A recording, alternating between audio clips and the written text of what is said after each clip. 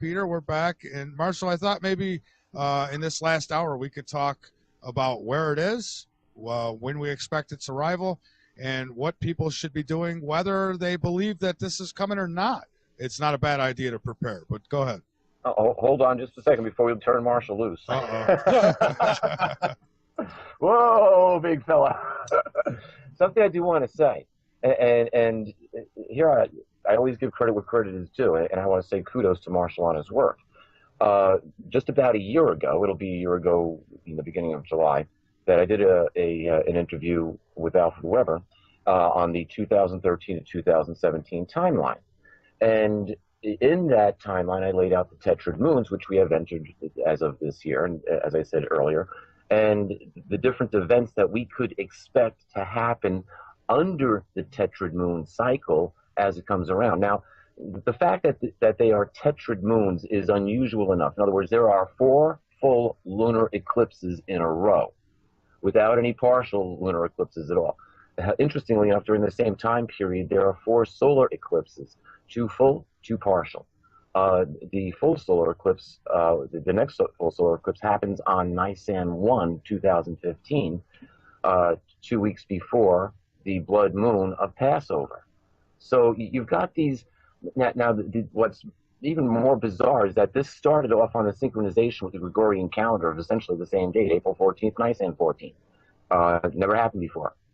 The blood moons are unusual enough, but now they're all on Hebrew holidays, the 2 most high holidays of the Hebrew calendar year, for 2 years in a row. Extremely unusual. They end on the day before the historic, the most accepted historic date for Jesus' birth. They end on on September 28th. The accepted, most historic accepted date for Jesus' birth is September 29th. The following Passover is misdated. It's coming a month late. However, I'm going to go back to this video that we did, and you can make reference to it because it's not about the timeline. It's about specifically about this event. Here's the situation. The timeline falls out almost perfectly for what Revelation 6:12 through 17 could only be described as the Nibiru event. And that's what makes this so peculiar, in not a strange way, but in a timing of events. I don't believe in coincidence. Coincidences are 2 things happening at the same time. But let's look for historic precedent. And when we do, the last historic precedent was at the time of Egypt's the liberation of the tribe of Israel from Egyptian control back during the Exodus. But interesting, when you read the wording that is used in Revelation, the 6th chapter, in the 12th verse, it's interesting how it starts off.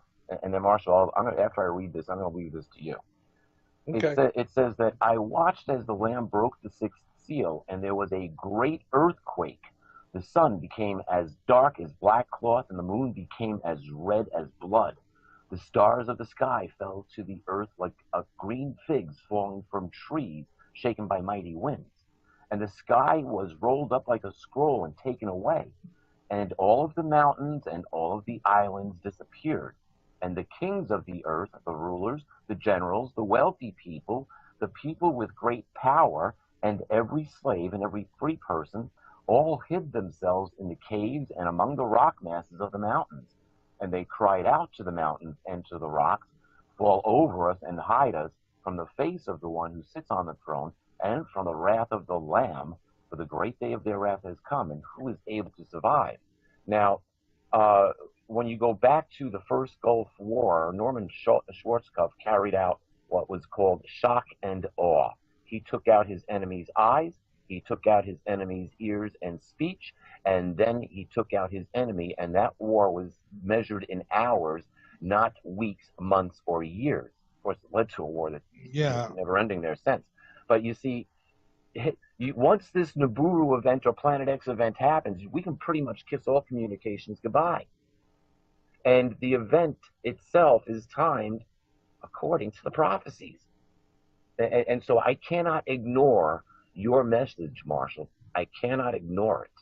I can't And either because it's hard data, and I love that stuff. It's like yeah, it's synchronicity. Is it coincidence? It's one hell of a coincidence, yeah, because it's this event which takes out the eyes and ears of the military and all their advanced weapons and all their goodies that they intend on using against the people and whoever might be showing up, and it puts everything in the hands of a higher power.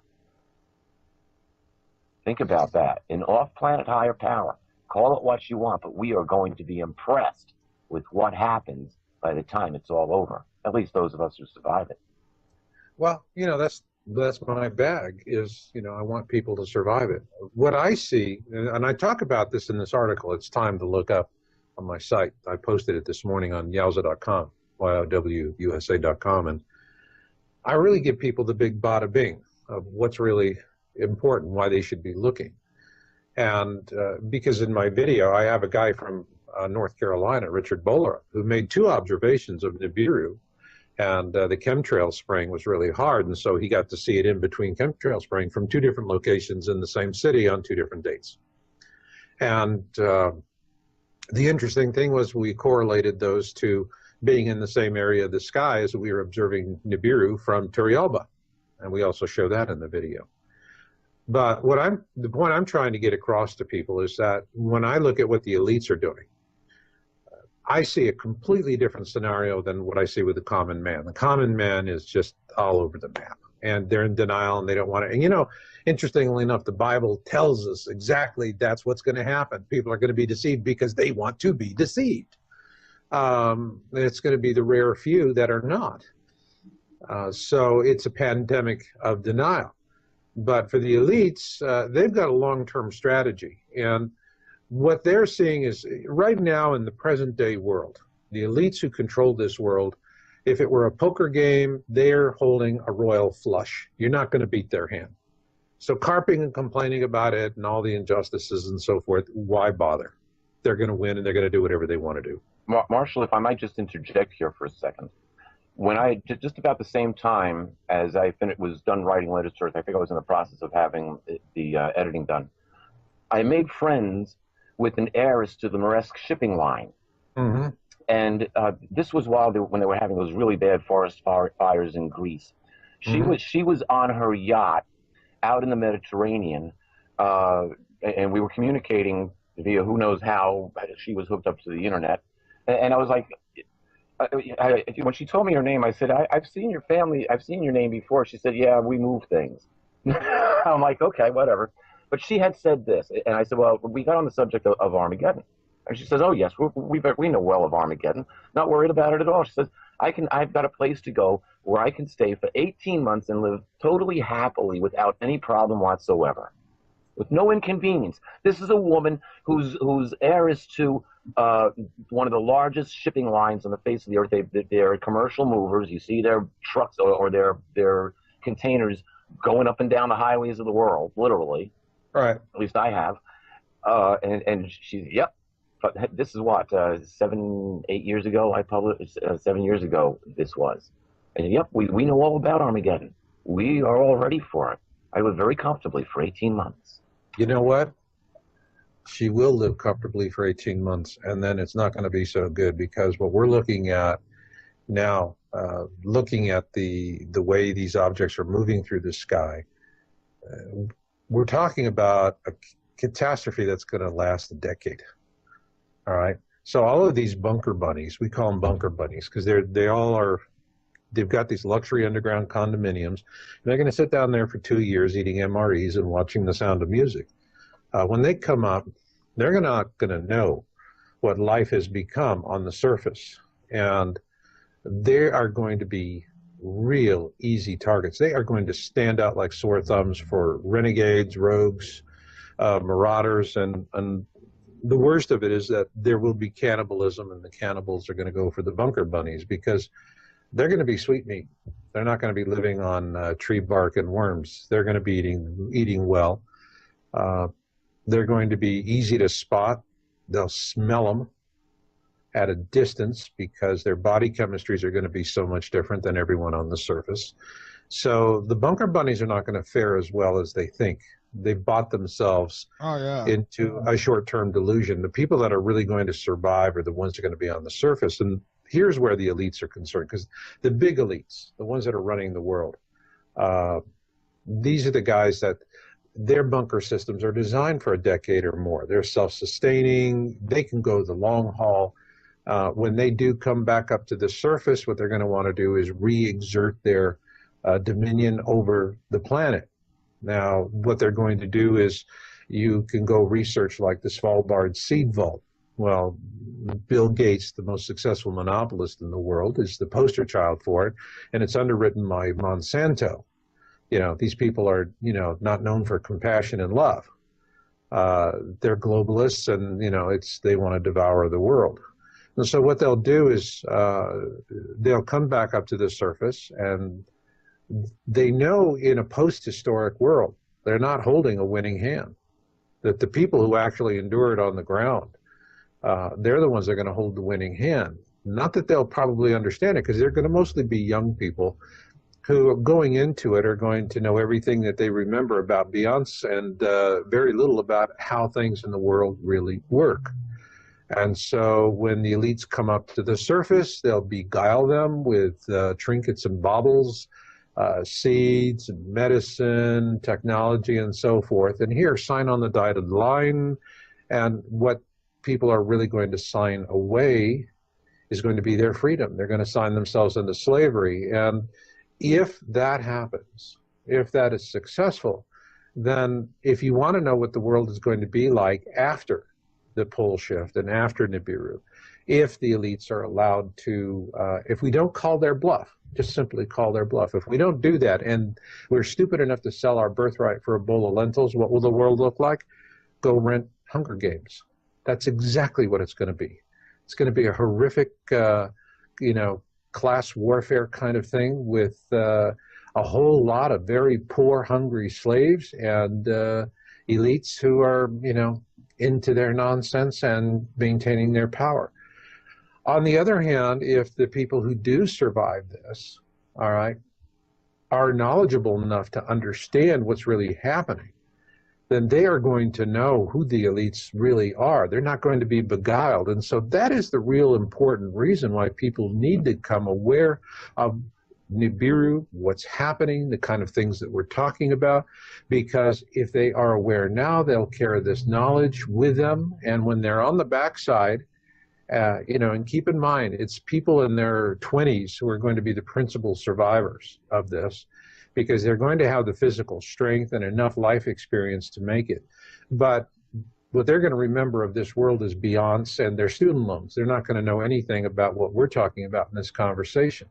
But if they do, and there's enough of them that know, and they know that this is what the elites do and how they manipulate people, they're not going to sell their birthright for a bowl of lentils, and we wind up becoming a slave species for, you know, more generations than we care to imagine. And that for me is the real concern, because the elites right now, they are already prepared for what is coming. They have been for some time. They're working on the backside situation. They know that in this reality, they've got a royal flush. They've got the unbeatable hand. In a post-historic world, they're going to start out with nothing. They're not even going to have two of a kind. They're not going to have two twos in their hand. They're not going to have a hand, period. Their poker hand is going to be worthless, and the only thing they can do with it is to bluff. But these are very talented people, and they know how to manipulate and beguile very well.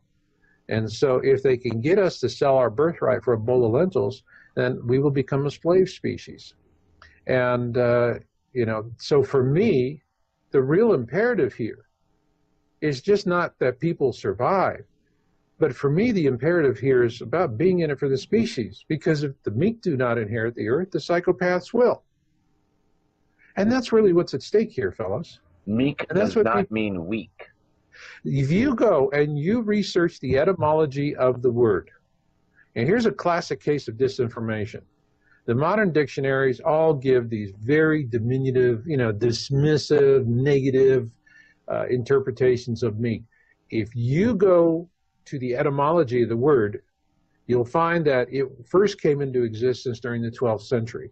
And at that time, if you were called meek, it was one heck of a compliment. It meant you were a stout-hearted person, you were a survivor, you were someone that would be a member of a survival community committed to service to others and seeking harmony with the world around you and within yourself. And so when you look at the 12th century original etymology of the term as it was coined, that is the profile of the meek who will inherit the earth, period. They will be they're good people. They're the people you want to have for neighbors. And they're the people that are going to work for you. They're not going to subscribe to the survival of the fittest, dog eat dog. That paradigm is going to go away. And we are going to realize as a result of all of this that we live in a sanctuary of life called Earth, and that we have to be the good and kind stewards of this sanctuary, which includes all forms of life, including our own. And this is the lesson humanity, if humanity learns this lesson and embraces it, the elites are anachronisms. They're toast. That's it. Game over for them. They're not going to, they're going to be buggy whips in a post-historic world. But if on the other side, everyone's going, oh man, you can tell me what Beyonce's been doing for the last 10 years? Where do I sign? If we're doing that, then that's it. Future generations are screwed. I got tickets for a Lady Gaga concert. You want to go?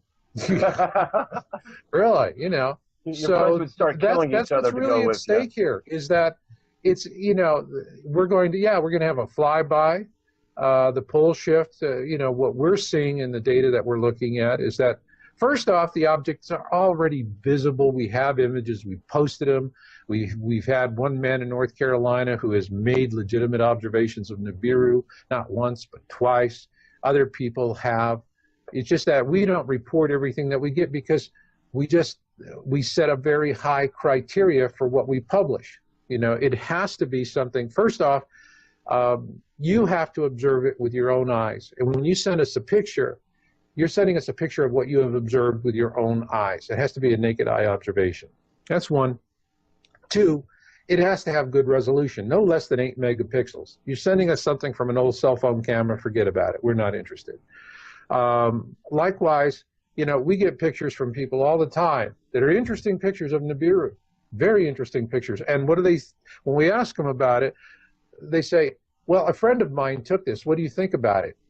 And all we can say back to them is, well, very conclusively, it looks like a picture your friend took.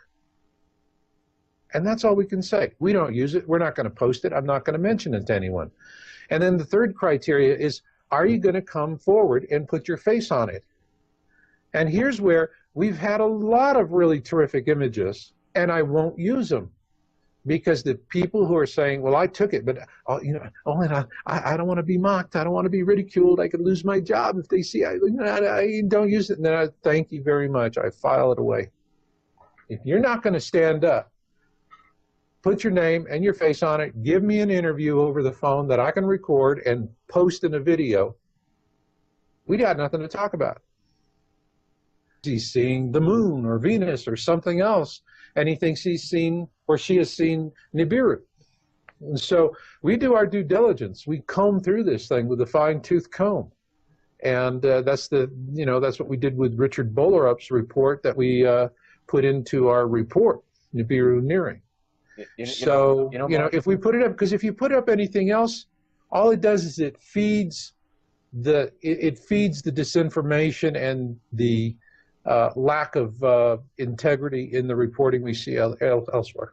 You have to have the data, and that's something that I appreciate about, or that you've kept my interest, because you've provided better data over the years. And last year, like I said in July, I did the video 2013, 2017. The end of July, you came out with the date for Nibiru, or the approximate date for Nibiru, at the time period that we could look forward to, somewhere right about beginning of 2016, first, second quarter. Yeah, 2016, I think sometime in 2016 it's going to be visible from most every point, if not every point on the globe. The pole shift is going to happen after that. When? It is impossible to say, because these objects really defy what we have defined as celestial laws. You have, you know, it's coming in, and it depends where this mini constellation is. The speed of this mini constellation is going to vary as depending where it is in its orbit.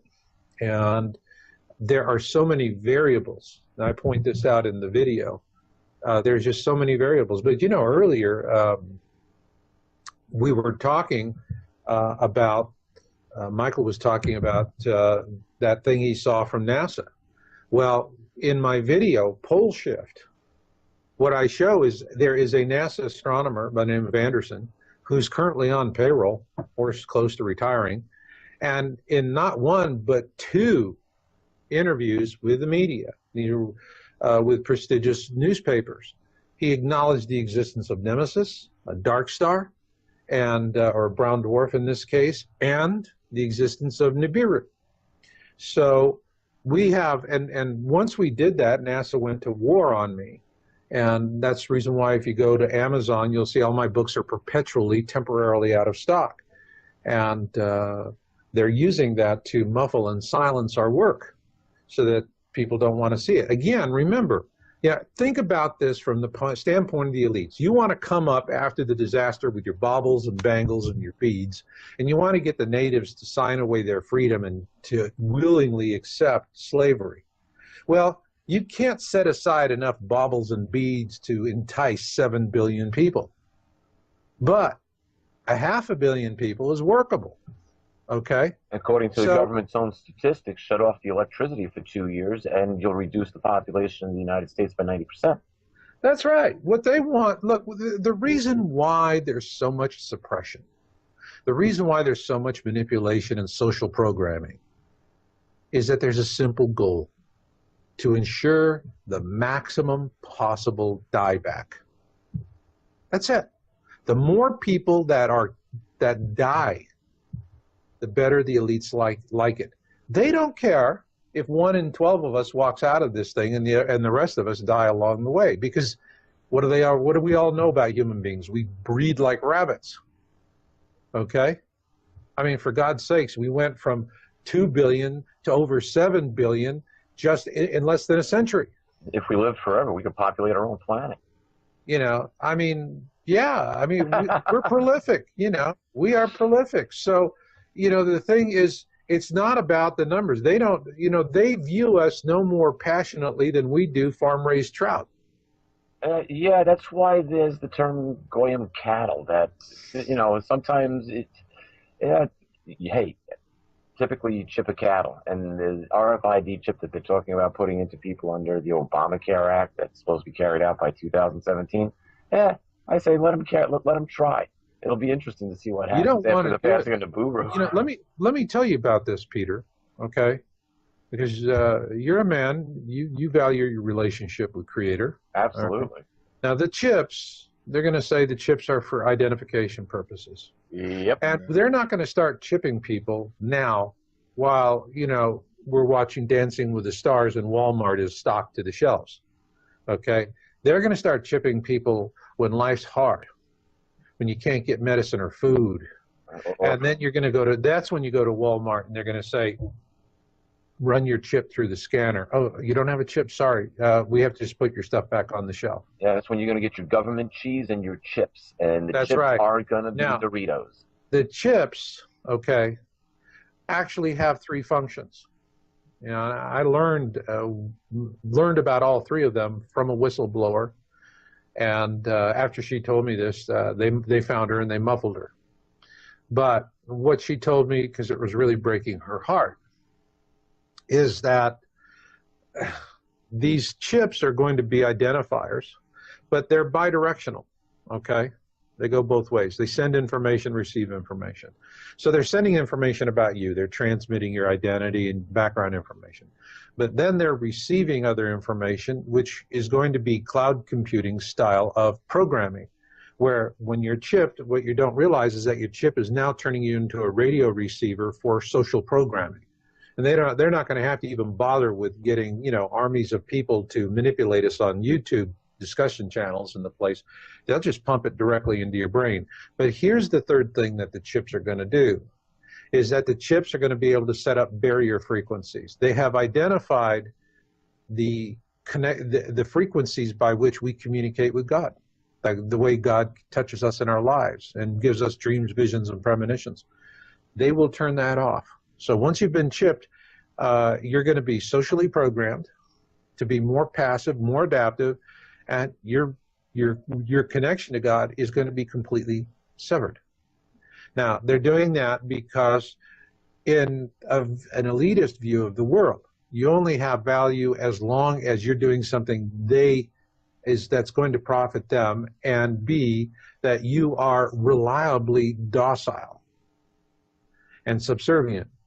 So if you are independent kind of a person, you're not going to be reliably docile and subservient. And so people could be living along, once they're chipped, they're living along coastlines. And what are they going to broadcast into these people? Oh, just stay where you are. It's wonderful. Stay where you are. It's wonderful. Stay where you are. It's wonderful. And then that's it. Shelter in place. Shelter in place. And then they die.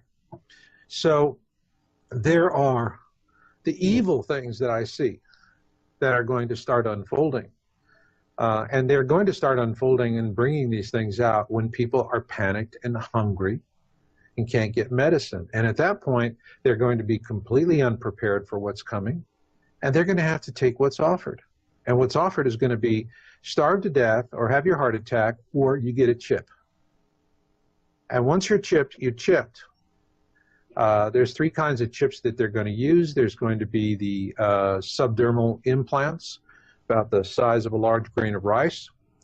If you are forced to be chipped, that's the one that you want to take. The other one is going to be a thermal transfer. It'll be like a tattoo. They'll put it on your forehead, and then there'll be a circuit that will just etch itself into your skin like an invisible tattoo. And the only way you can remove that is just remove the skin from your head. And then the third kind are going to be infant implants, and at the top of the skull there's a couple of very soft areas where the child at birth has very soft tissue in the skull in order to come through the birth canal. And when a child is born, they'll immediately insert a specialized chip into that area, at which point it's impossible to extract the chip, and that child is chipped for life. And that's where they really want to go. They're going to want to chip all of the newborns that way. So this is what's coming down the pike. And these are the things that they just don't want people to know. All right. And if people do know, then the whole situation takes on a completely different spin. But again, the problem is, all right, you have this knee-jerk denial reaction, which is exactly what, I mean, I am not a Bible person, but I do read the Christian eschatology, and it's like, the more I study it, the more it's like it's a preparatory for these times. And the more I look at it, the more, excuse me if it offends anybody, but I don't think many Christians really understand their own Bible. I don't think they understand the eschatology that well. Because all they depend on is someone who's explaining it to them, and the explanations that they're getting are designed in many cases to be misinforming or incomplete. It's the church dogma that they're actually getting. They're not getting the actual teachings that are written in the Bible. That's one great advantage that I have. I never learned the church dogma. No religious dogma was taught to me. It was taught to me in a manner of exopolitics, where other dimensional beings were involved. Cherub serves other angels, archangels, God. And I was taught by people who had a special calling. Let's leave it at that for this show. And they didn't give me any other special instructions except learn this. Learn this. I'm sorry. Don't get involved in earth politics. Don't get involved in earth religion. And the last thing that I was told was that my future was in the stars, which I finally came to understand when I wrote Letters to Earth. Are good people. And the majority of the people would look at that young 15-year-old girl and see a human being with a lot of potential. But it's the ones that are malevolent and self-serving, and they are in the minority. They're the ones that have the megaphones. And so the louder the message is, the more evil the person behind the megaphone is. I believe it was George Green who did a video on Project Camelot, and said his awakening moment was when his daughter, they were in Aspen, Colorado, and he was with Ted Kennedy. And his daughter, who was 14 at the time, came walking through the door. And Kennedy said, "I'd like to have that." And George looked at him and said, "No, you wouldn't." He said, "That's my daughter." And Kennedy said, "So?" Yeah. Now I'm quoting this the best I can. You can go look it up. Go find. No, I remember Project. that interview. Yeah. I remember that interview. They're salivating right now with all these Mexican kids being pushed across the border. They got a lot of agenda there, but this is like a piñata for pedophiles now. But now, I want to point something out. 80% of the Earth's population live within 90 miles of the coast. Think of the logistics problem it would be to move those people to a safe location inland. 80%. Now think about places like Bangladesh, which is, I can't imagine how many million people you have living at basically coast levels. But there's so many. If you look at the Southeast Asia and the Fiji Islands, Micronesia, you start sloshing the oceans around, these places are going to vanish. Oh yeah, yeah. The average height of Fiji is 7 feet above sea level. Yeah, they're toast. Yeah, and they want these. You know, the thing is, they just simply, the elites simply want to reduce the global population to more manageable numbers. And so they'll use any combination of things: wars, disease, plague, it doesn't matter. Once the party starts, they're going to want people to die, and they're going to want them to die in vast numbers. And the ones that are going to be the fastest to go are the ones living along the coastlines. That's the reason why, you know, I moved to Reno. All right. I relocated because I knew it was just time to bust a move. You think we're going to have some record-breaking hurricanes this season? You know, there's so much weather manipulation, it's hard to say. I mean, we very well could. I mean, what I see happening here on the West Coast is California has already been written off. You have Nancy Pelosi, who's gone to Congress to ask Congress to set aside special funding for disaster fund for California, because they are already looking at this drought and forest fires and rising sea levels. And the reason why is the jet stream has been moved with all the chemtrail spraying. I find it just boggles my mind there are people that still deny chemtrail spraying. I mean, I look over I can see squadrons of these jets laying checkerboard patterns in the sky. Oh, it's sick. Marshall, I was one of those people who denied chemtrails. I was like, come on. I remember that. Chemtrails, really looking at vapor trails. And then I said, okay, well, let's go look at what they're putting in jet fuel. So I looked up the formula for jet fuel. And I'm reading barium. Why are they putting barium in jet fuel? That made absolutely no sense. And so now I have to start questioning, okay, if they're putting barium in jet fuel, what else is actually going on? And I started investigating it, and I started looking up in the sky, and I started saying, okay, vapor trails vanish. Those things are getting bigger. Well, first off, I couldn't be in denial. You see these things, they lay a pattern in the sky, and these things are just persistent for hours, okay? They're not like contrails. Contrails evaporate.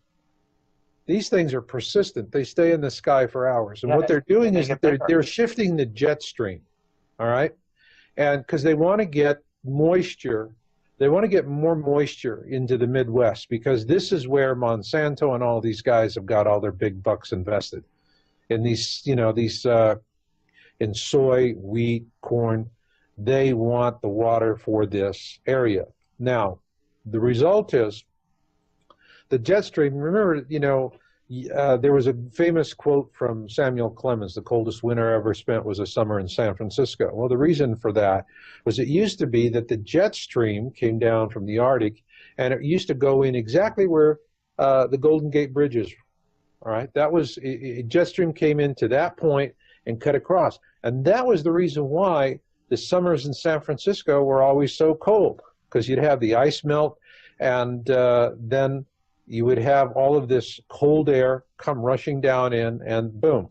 Well, the jet stream has been hijacked so that instead of it coming down into San Francisco, it actually comes down and goes over the top of British Columbia and then down, so that the jet stream has literally been deformed so that it brings the moisture down into the Midwest. That's the reason why the Midwest is having these colder winters, a lot more rain, a lot more bizarre weather. They have more cold, more wet, that kind of stuff. Now, I've had people call me from British Columbia to tell me last winter, they normally in British Columbia in the winter will have 4 to 6 feet of snow. Last winter, they had no snow. None. None. None. Just occasional rains. And as a result of that, shallow wells in British Columbia were going dry, and the salmon runs were down 75%. All right? Completely devastating local economies up there. Do we hear about that on CNN or MSNBC or Fox? No. We know what Beyonce's scratching her tuchus to do today. All right? That's it. And so we don't, all of this is going on because they're moving it. Now, January 1st, I was walking through the surf in Santa Cruz when I decided to bust a move, because I lived there for 18 years. January in Santa Cruz was always leather jacket, wool scarf, leather gloves, a wool cap, an umbrella, okay? You always were dealing with cold and with wet. There I am, tank top, shorts, and I'm walking knee-deep through the surf on January the 1st, like I would in August, okay? Now, it was nice to walk, but it was also, hello, what's wrong with this picture? So I moved to Reno in mid-February. Now, Reno in mid-February got snow. I came up, when I moved up here, it was shirt-sleeve weather, beautiful weather. Matter of fact, know people up here in Truckee, Donner Pass area, and like British Columbia, they would have several feet of snow. You drive down the roads and you see the snow stakes that are set for 3 feet and 6 feet with the reflectors. No snow this winter. None. None. Donner Pass doesn't have a very good reputation for being nice weather. Yeah, remember Donner Pass party of 50, Donner Pass party of 49, Donner Pass party of 48. That was where all those people died, and, cannibalism was happening up there. That's a real cold place. And when you get up there, I mean, even in, there's some snow on the ground, but not too much. And this is, the weather modification that's going on is extremely profound. In California, I was talking with a man who worked with the Forest Service down there. His job was when they come across trees that need to be cut down to make a fire break, and it's a real gnarly tree that just, the regular guys look at it and go, man, I'm afraid it's going to fall on me. I'm not going to do it. They bring him in. He's the troubleshooter. He's been doing it for 30 years. This guy's a maestro with a chainsaw. And he said, what we're seeing now that really is freaking us out is the redwoods have gotten so dry, they're burning. People get redwood for their decking and for their trims on their house because this stuff is not only bug resistant, it doesn't burn. All right? Redwood trees, you see redwood trees that have been in a fire, it's the bark, it's the outer rings of the tree. The inner rings of the tree are there. And matter of fact, the fire is what the redwoods depend on to initiate their procreation cycle. So there's all of these signs. But if everyone's busy going to Walmart and watching Dancing with the Stars and they're oblivious to what's happening in the world around them, they're indifferent. They don't care. I'll worry, it's like Scarlett O'Hara. I'll worry about that tomorrow. Yeah. And I was just saying in the chat room, I says, I'm willing to bet because of Fukushima and then what BP did. I mean, you put those two together, I think that there's probably a shortage of life within the ocean. And I'm betting that there's going to be a lot more shark attacks. Well, first off, I think that what we're going to see within a few years is the complete death and annihilation of the Pacific Ocean. Oh, I agree. In the meantime, though, I think the sharks are I mean, Fukushima is a disaster that is out of control. There's a guy who got a YouTube channel, and I follow him, and is called Nibiru Magic 2012. And this guy is just an old hippie. kind of looking fella, and he reads news headlines on what's really happening there, and he's quoting reliable sources. And the point here is it's a disaster. The coriums melted through the reactors 1, 2, and 3. The coriums are in the ground. It's China syndrome, and there's an underground river, and they tried to dam up the underground river, and the dam failed. And so it is a catastrophe that is out of control. It is just going to keep pumping radiation into the Pacific. And this is, they give us these, well, there's more radiation in a banana. You get more radiation if you French kiss a cell phone charger and so forth. This is all, it's really sick. When you see scientists talking like propagandists, it's like, hello, the Nazis are back, alive and well. These guys are right out of the Joseph Goebbels playbook. Radiation is good for you. Yeah, radiation is good for you, and there's more radiation in a banana. Isn't that what the bimbo said? There's, they're already seeing deformities, early deaths, all kinds of problems in fisheries on the West Coast. This is already happening. And the thing about this radiation that's coming out of Fukushima, this is going to keep pumping for hundreds of years. And it is not something that, they've given people this idiotic thought that, well, it's like waste, it eventually evaporates and it'll go away.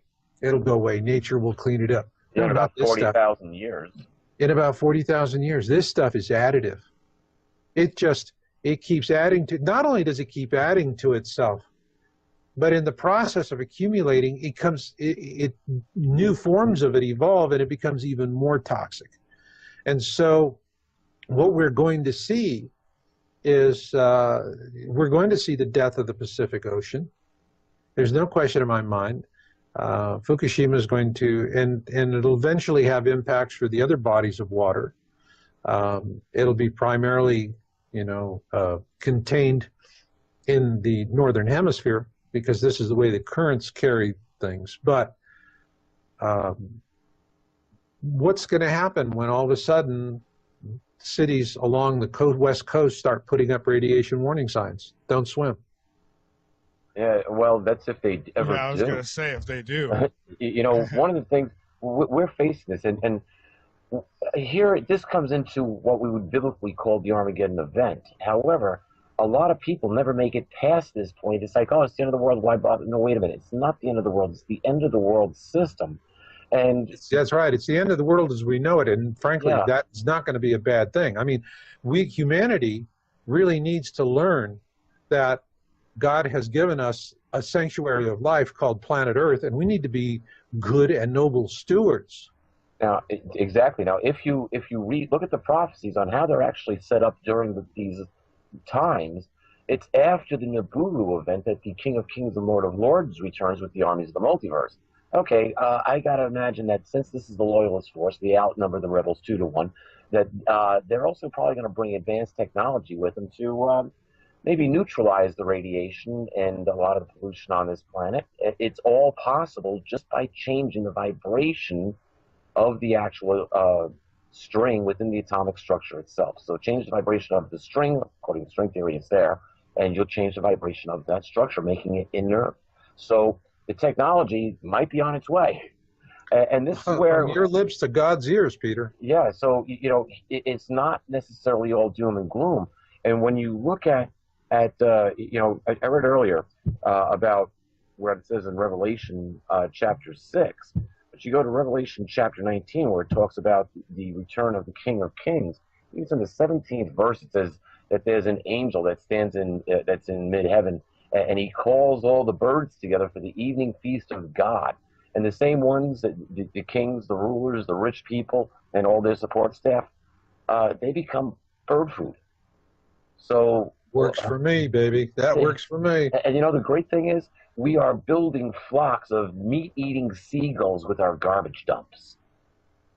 Yeah. It makes you wonder about Alfred Hitchcock and the movie The Birds. Oh, The Birds, yeah. Well, that takes me back. Yeah, so, think about 80% of the world's population not being told what in the world is going on, It's finally last minute. Okay, folks, you got to get off the coast because Nibiru's here, and you're going to get washed off if you don't get off.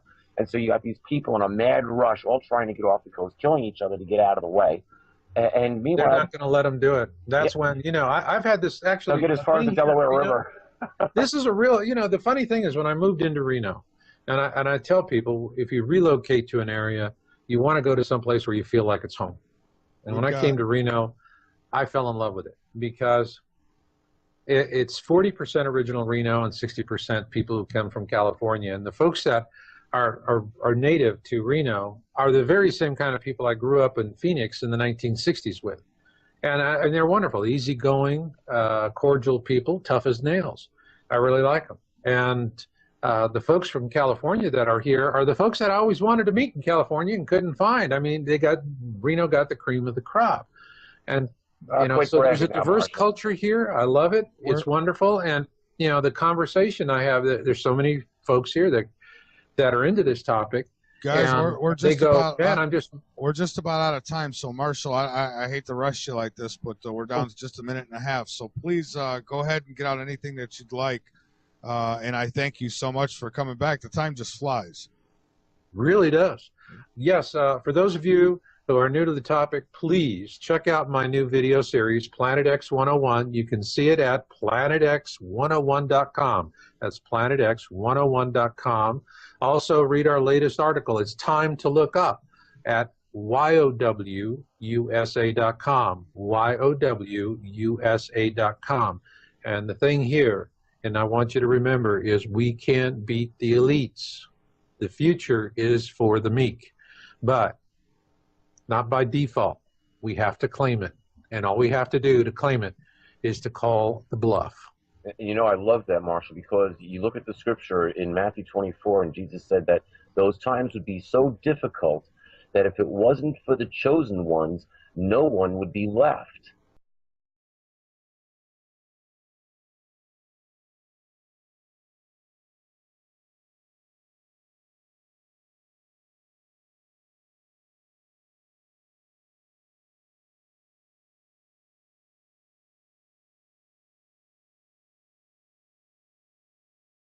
Back, Peter, we're back. And Marshall, I thought maybe in this last hour we could talk about where it is, when we expect its arrival, and what people should be doing, whether they believe that this is coming or not. It's not a bad idea to prepare, but go ahead. Hold on just a second before we turn Marshall loose. Whoa, big fella. Something I do want to say, and here I always give credit where credit is due, and I want to say kudos to Marshall on his work.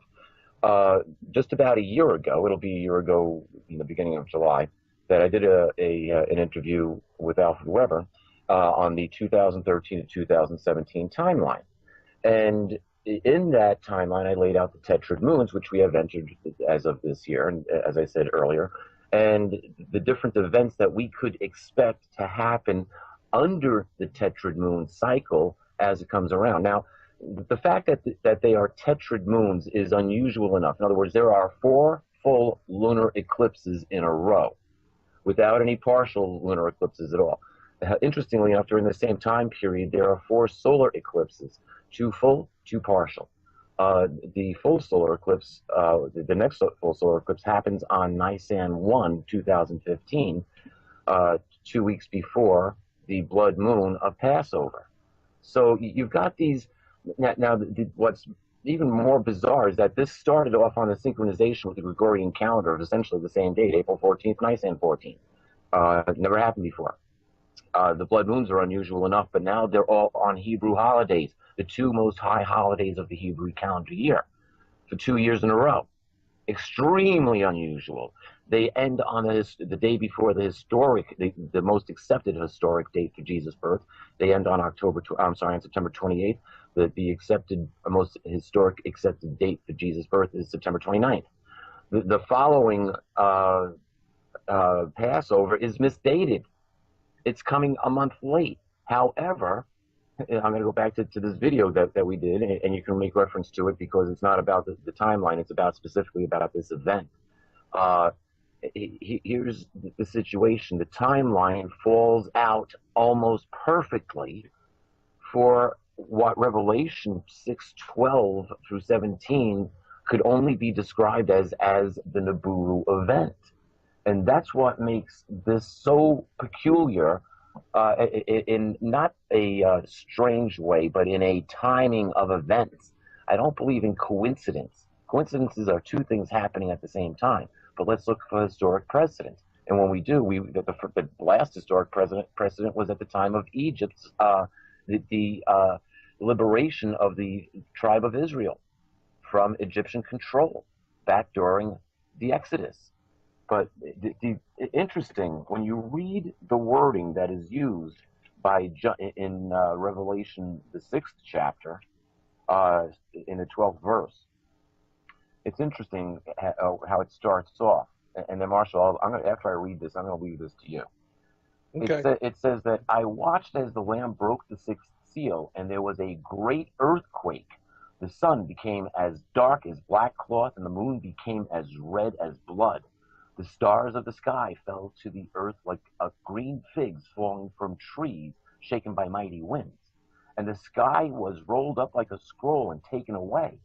And all of the mountains and all of the islands disappeared. And the kings of the earth, the rulers, the generals, the wealthy people, the people with great power, and every slave and every free person, all hid themselves in the caves and among the rock masses of the mountains. And they cried out to the mountains and to the rocks, fall over us and hide us from the face of the one who sits on the throne and from the wrath of the Lamb, for the great day of their wrath has come, and who is able to survive? Now, when you go back to the first Gulf War, Norman Schwarzkopf carried out what was called shock and awe. He took out his enemy's eyes, he took out his enemy's ears and speech, and then he took out his enemy, and that war was measured in hours, not weeks, months, or years. Of course, it led to a war that's never ending there since. But you see, once this Nibiru event or Planet X event happens, we can pretty much kiss all communications goodbye. And the event itself is timed according to the prophecies. And so I cannot ignore your message, Marshall. I cannot ignore it. I can't either, because it's hard data, and I love that stuff. It's like it's synchronicity. Is it coincidence? It's one hell of a coincidence, yeah, because it's this event which takes out the eyes and ears of the military and all their advanced weapons and all their goodies that they intend on using against the people and whoever might be showing up, and it puts everything in the hands of a higher power. Think about that. An off-planet higher power. Call it what you want, but we are going to be impressed with what happens by the time it's all over. At least those of us who survive it. Well, that's my bag is, I want people to survive it.